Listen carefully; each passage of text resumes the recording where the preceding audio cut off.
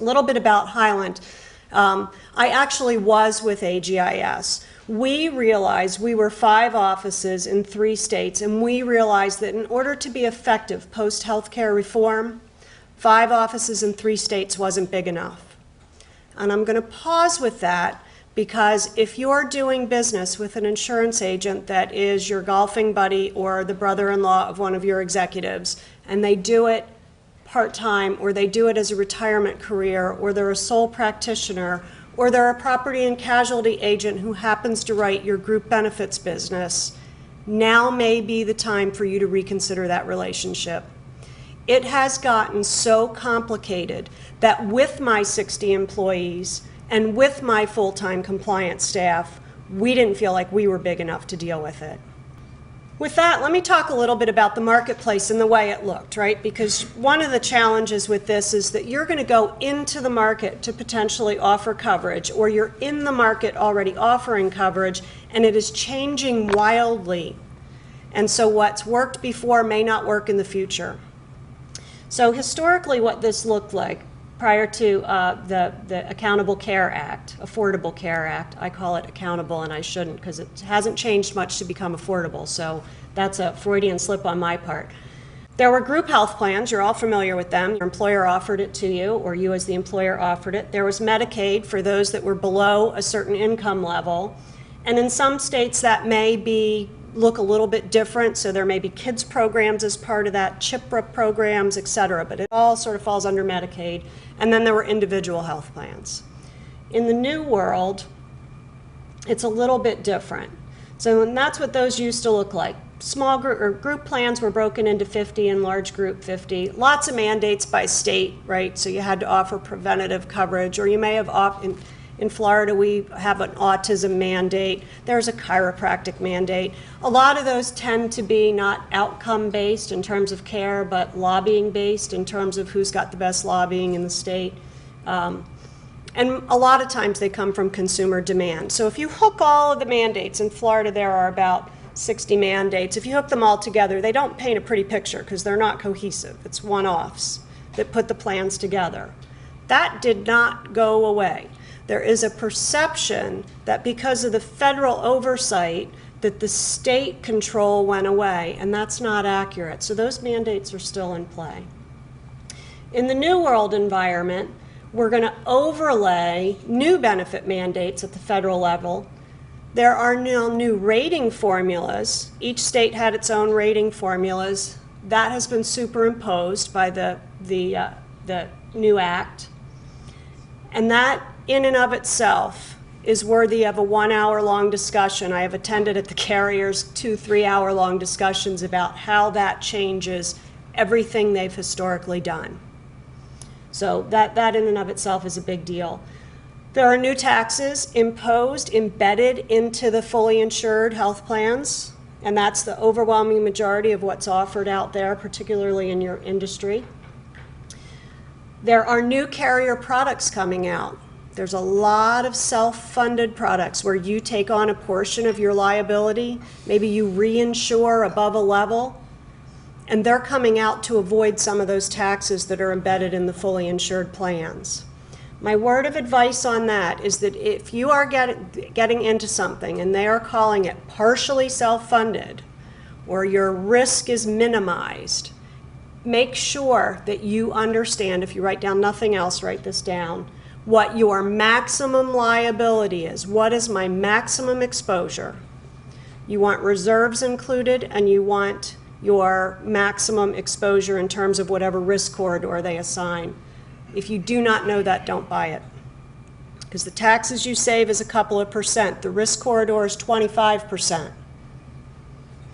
And I will tell you that I can represent a self-funded plan today, regardless of what your health plan looks like, that will save you money if I chop off time frame.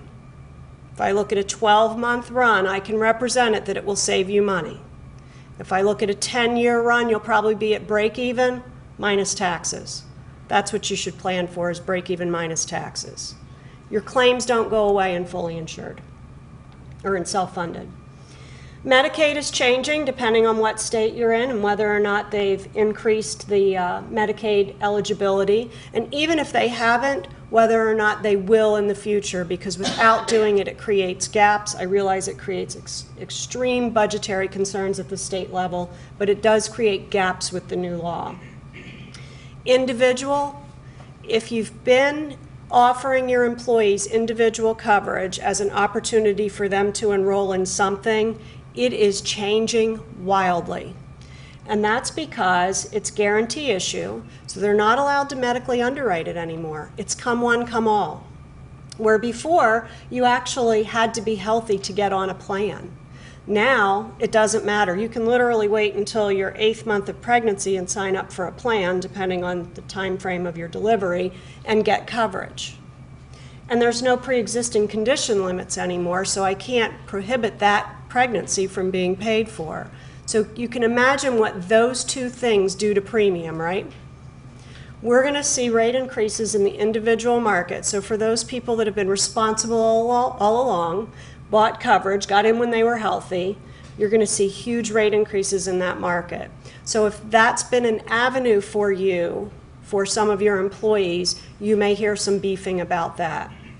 Now, the alternative to that is the public exchange, which October 1, the notices are supposed to go out. I'll give you a minute on the notices.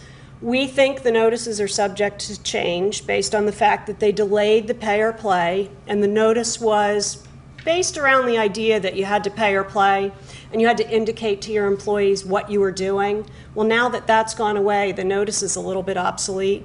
So Don and I are betting money on, maybe you don't know that, but I'm going to bet you $5. I think there's going to be an announcement this Friday, because they tend to release news releases Fridays before long weekends about 4:30. So I think that may change. So I know there's a big pressure out there for you to send those notices out. We're advising clients to hold off until as late in September as you can, so that it can be as accurate as it can be. You don't do it twice and confuse the daylights out of your employees, who are probably confused already. So the public exchange is where they go to buy individual coverage or small group coverage. And that is the only place you can go to get the subsidy. And then, I love capitalism, because then there's this thing called the private exchanges. And this is a competitive decision around a product offering that's very similar to what we used to do in the 80s and 90s around defined contribution plans for benefits. Does anybody ever remember an employer coming to you and saying, you have $3,000 to spend, here are your choices, pick appropriately, I'm out of the decision-making process? We used to sell those in the 80s. It was a great thing. They're coming back, relabeled as private exchanges. Difference here, you cannot get a subsidy in a private exchange, but it is a way for an employer to offer some interesting coverages. So now I'm going to talk about small group and large group, two different subjects, because the rules are different for the two different. So if you're an employer of under 50 employees full-time, this is the options that you'll have available. So they've named them the metallic plans. There are 4 of them, from bronze to platinum, and they are designed to cover approximately 60% for the bronze, up to 90% for the platinum, of the exposure for the patient. So when you have something done, platinum covers 90% of it, bronze covers 60% of it, actuarially. So that doesn't mean you're going to have a 90% benefit design in all instances. You can have a very high deductible and you can have a 100% plan, or you can have a very low deductible and a 90% plan. So think of it as a water balloon. There will be different products out there that actuarially add up, think of weighted averaging, to those percentages, and the carriers will design those. What I will tell you is that I truly do believe, much like back in the 90s, network is going to become a much bigger differentiator. Over the years, what we've seen is networks get broader. This was at consumer demand, right? I don't want to be limited to one hospital system. One may be great at cancer, the other may be great at women and children's. I want choice because I don't know what issue I'm going to face, and my family doesn't all face the same issues. Well, I think what you're going to see over the next couple of years is network become a differentiator to try to drive cost. Because remember, the carriers are now in a public exchange, being lined up against multiple carriers. So imagine everything you do always being in a food court environment. It's extremely price sensitive. And if you attract the wrong person to your booth, you end up getting the sickest people and therefore tanking your loss ratios. So you have to be very careful. You can't be the highest price with the best benefits. You shouldn't be the lowest price with the worst benefits. So interestingly enough, from an insurance perspective, the exchanges drive to average. Your goal is to be average in that environment in terms of retaining the best risk. Now, my next bullet point, prepare for swim lanes. In today's environment, when you buy a product from a carrier, they offer hundreds of product choices. You can tweak an office visit copayment by $5. You could potentially change a drug copayment. And all of that is to get a price continuum that's very level. I can skip up or down the price continuum very smoothly. Well, now it's going to look more like the way we buy cars. Oh, you want a Bluetooth? Well, you got to get navigation. So you're going to see levels, and I call those swim lanes, not the best terminology, but actuarially, the 60% plan can't be richer. That's me pushing the wrong button. 60% plan can't be richer than 62%, and the 70% plan can't be weaker than 68%. That leaves a swim lane between 62 and 68, right? That's 6 percentage points on a very high cost item. That's a big deal. If you're sitting in the 70% plan and you get faced with your renewal, you have to pop down to the 60. You can't pop down to the 65. Carriers are wrestling with this. I believe that when they see the impact of this on the market, there may be changes to this. And the last two are statements from executives, 2 different carriers, Fortune 100, and these are people in national roles. One of them's comment was, 80% of what we sell today will no longer be available. That's not 80% of what they have available. It's 80% of what's actually moving off the shelves will no longer be available. And what that means to me is, I have clients that have $10,000 deductible plans. They want them. They want to provide catastrophic coverage, financially insulate their employees, but they don't want to be on the hook for every dime of that cost. And that option's going away because you can't get to 60% with that. And then deductibles are limited, et cetera. And then the last bullet, so different perspective, 25% of our current clients will not be allowed to renew their current plan. And this is coming as a little bit of a shock because we all heard you keep your plan if you like it. So I think employers realize that's not the case, but the employees don't. So one other item I would tell you is let your broker be the bad guy in delivering that message because you can't control it. Large group plan design, this is 50 or more full-time employees. There is a calculator to determine whether or not it is deemed affordable. Now in large group, you can actually offer plans that are not affordable. There is more flexibility in terms of continuum. But if you offer plans that are not affordable, you may be subject to fine if your employee goes into the exchange. So the purpose of today is not to get too deep in the weeds of the law, because you've probably heard it ad nauseum and listened to 100 webinars on it by now. If you haven't, you should. But there's more flexibility in large groups. So if there's an advantage to being large group, even though it's pay or play and there's a mandate there, there is some plan design flexibility.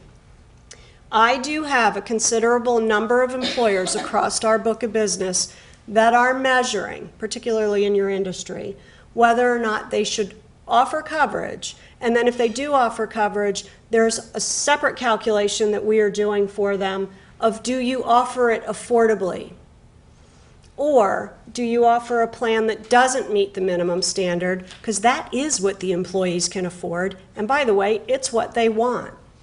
So I'll take the risk of somebody going to the exchange and maybe getting fined for that one person. I'm still offering, but I'm going to offer so that I can afford it, the employee can afford it, and therefore minimize that risk.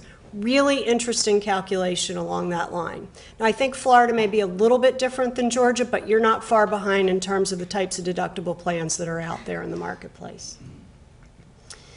HHS has indicated that they're going to change the calculator. This slide is a little bit old. They actually already have changed the calculator. I suspect it will change again. It was getting some wacky reads, which when you play with weighted averages, you can do that, right? And imagine how complicated benefits are.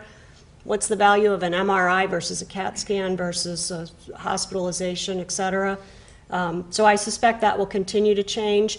If you're doing those measurements, our advisement to you is do it, print it, date it, file it, because you may need it later. So how are you going to prove that that's what the calculator said at that time prior to them changing it?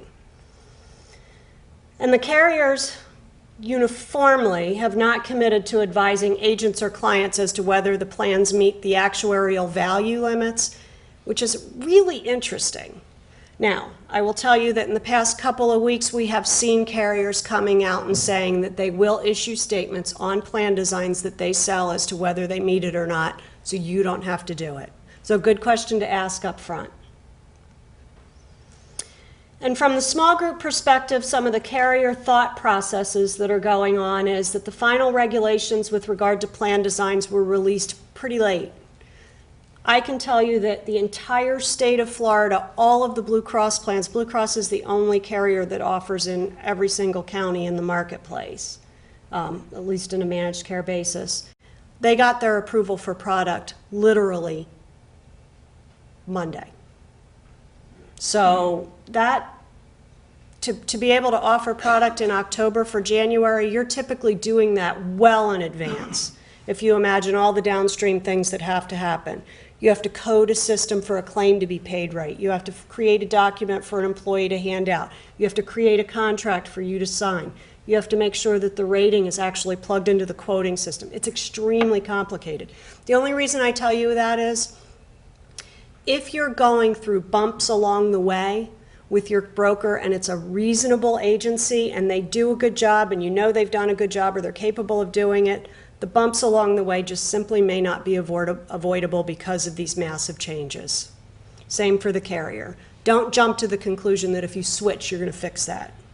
Ride it out for a year. As we were saying at lunch, my father had a saying, 6 months from now, you'll have a whole new crisis to worry about. I surely hope that we don't have a crisis as big as this to worry about 6 months from now.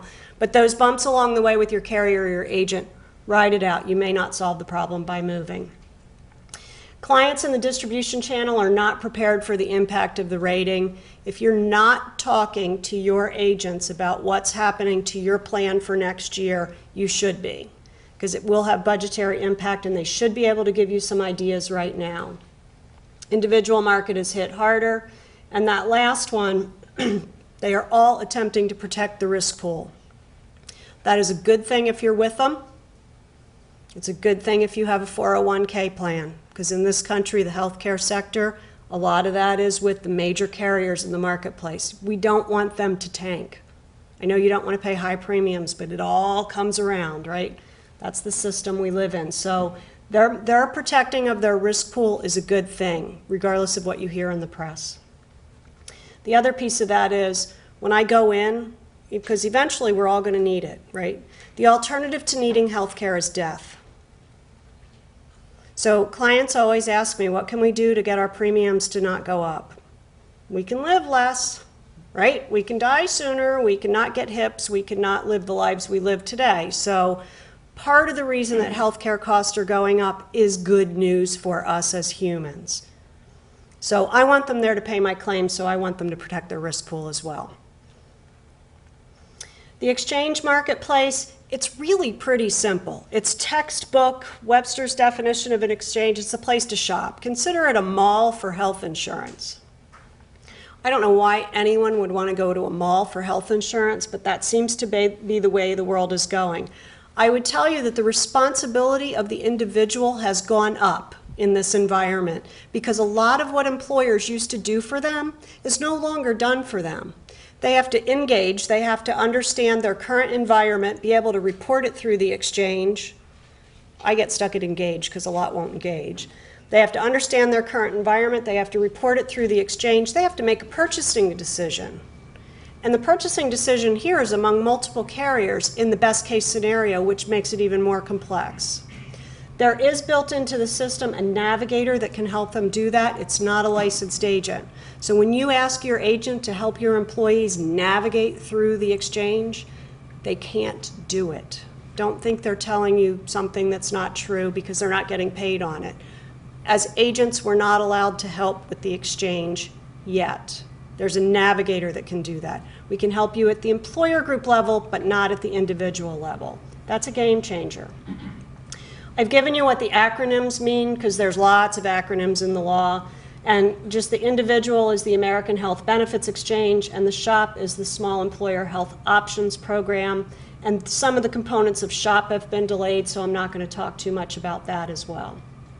And then the last bullet point is private exchanges may actually be a very interesting opportunity for you. And here's what it is. Employer sets an annual contribution amount. The employer sets plan options, maybe one carrier, maybe multiple. In most environments, it's one carrier. This is what Darden did that got the press, and then the negative press because of the way they did it. But the concept isn't bad. Employee uses the allotment to buy coverage, and the employer to some degree avoids future rate increases because you've set your contribution amount on a dollar amount, not on a plan. So it's interesting. And the buying behaviors when an employee is spending what they perceive to be their own allotment of money is different often than what employers offer them. We're seeing that already. They buy worse health plans than we buy for them. Isn't that interesting? I think it's really interesting. They buy a lot of other coverages that we currently don't buy for them. Dental, life, disability, other stuff. Some stuff they probably don't need. That's the scary part about an exchange. Don't put stuff on there they don't need. And I would tell you, if you're considering a private exchange, the most important piece about this is it has to be able to run technology that does two things. Makes your life as an employer easy. It can't be more complicated than what you're already doing because that's bad enough, right? And then that third one up. It has to provide decision support for the individual. If you do that, you will be ahead of your competitors because the employee can't figure this out on their own. So think about this when you do your 401k or your investment, like Fidelity has the green line. It's a great advertising program. Just jump on the line and we'll take you to retirement. We won't let anything distract you. Well, the line is their house funds, right? And their conglomerations of funds that you don't have to make decisions about and you don't have to manage it. I can plug in, I'm 51 years old and I want to retire at 65 with this much money, and it plops me into a bucket. Never have to think about it again. Probably not my best decision, but never have to think about it again. And there are a lot of folks that take advantage of that. This decision support, same way. How many kids do you have? Do they have asthma? How many trips to the ER did you make last year? How old are you? Plop, here's the plan we think meets your needs. It's pretty cool. And something that up until now has been very, very foreign in our industry. So here's what the exit polls say. It is reducing the angle of the trend line because they're buying worse benefit plans, and the trend line on the worst benefit plans is lower by nature because you're a better consumer when you have a deductible. It's a fact of life. They buy down. They buy less rich plans. They do buy other coverages. Carriers are nervous about these, and I don't blame them because depending on how you set it up, you could have people buy not enough health coverage and too much other junk. And guess what? The people that have the worst claims are going to buy the richest plans. Now, if you don't have folks subsidizing their claims, your loss ratio goes through the roof. So this is nerve-wracking underwriting right here. This is keeping lots of people awake. Lots of my friends have little or no hair left, or it's gray at this point. So I'm glad I'm not on that side of the business anymore. Employee engagement goes through the roof, and employee satisfaction moves up, interestingly enough, because they're more in control of their own destiny. I would tell you that people that are doing this now are early adopters in a cottage industry, and if you don't want to bleed a little, don't adopt now. And that is how we're advising our clients. If you're okay being a market tester, go for it, because the technology is new and the outcomes are new. But a year from now, this will be in play for you without a doubt. And then I'd be remiss if I didn't go back to the beginning of this and talk about what the intent of the law was, and that is to expand coverage, to improve quality of care, and we didn't talk anything about that, and to reduce the overall cost of health care. And a lot of the things that I talked about today don't cover those, but there is a whole other side of this law that affects the providers and their reimbursement levels and their outcomes measures that are driving towards improving quality and reducing cost that we haven't begun to see the impact of yet. So as you're hearing things, it may not be the employer side of the law, but the other side of it. I'll give you an example of a fantastic piece of this law, my opinion. Electronic medical records. Got to get on board with electronic medical records. Well, I'm a true believer that if I've had a colonoscopy a month ago, I don't want a second one just because I'm passed out in the ER and nobody can tell what the results of that were. I'd be okay if you microchipped my neck so that they could scan it and figure out what all my... I don't want stuff done to me that's not necessary. Electronic medical records facilitates that. There's a huge amount of that in this country, that duplication of care. So that's a good piece of this. What to consider when selecting a consultant, and I talked about this already, so I'll just go through the pieces that are new. If the firm doesn't have enough depth to cover my back, then that's not a good thing. You absolutely have to have home office resources that are completely focused on compliance. We now have some of our best employees that are moved out of production, no longer responsible for a book of business, that are doing nothing but compliance. The reason that's of value, and you might want to ask, do you just have lawyers or do you have people that managed customers in compliance? Because the lawyer and the real life application are two different things. You have to be able to get to real life application. And then that second bullet point, it doesn't matter what the home office strength is if the guy you're dealing with isn't keeping up with what they're spitting out. And they are sending a lot of stuff out. And so we're sitting up at night reading, make sure they're up with it. Relationships with the carriers are changing. We're seeing carriers narrow down their distribution sources. So heads up. If somebody brings you quotes and leaves out a major player in the marketplace and says they weren't competitive, question it, question it, question it, question it. They may not have access to that competitor. And can they make the complex seem simple? This is important for you, but it's even more important for your employees, because it's not a benefit if they don't get it.